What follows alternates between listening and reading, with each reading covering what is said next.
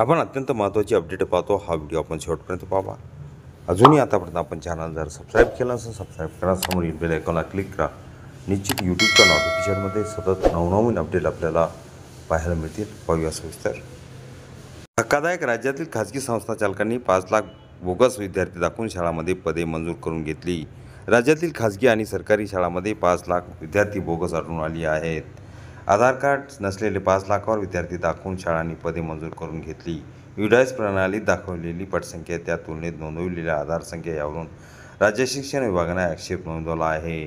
खाजगी संस्था चालकांनी बोगस विद्यार्थी दाखवून शासनाची लूट चालवली आहे। राज्यात तब्बल 5 लाख विद्यार्थी बोगस आढळले आहेत। शाळांची पटसंख्या पूर्ण करण्यासाठी वर्ग कमी होऊ नये यासाठी बोगस विद्यार्थी दाखवून अनुदान लाटले जात आहेत। राज्यात दरमहा बोगस विद्यार्थ्यांवर 500 कोटी रुपये खर्च केले जात असल्याचे सांगितले जात आहे। ही बोगस विद्यार्थी संख्या आधार कार्डमुळे समोर आली आहे।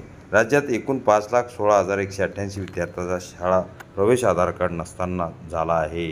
हे विद्यार्थी बनावट असल्याचे स्पष्ट झाले आहे।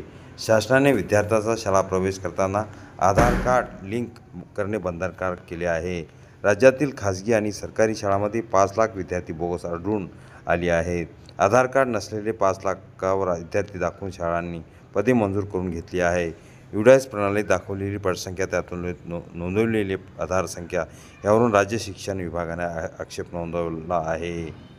राज्यातील सरकारी शाळांमध्ये 55,26,874 विद्यार्थी आहेत, परंतु त्यापैकी आधार नसलेले 1,79,056 विद्यार्थी आहेत, म्हणजेच हे विद्यार्थी बोगस आहेत।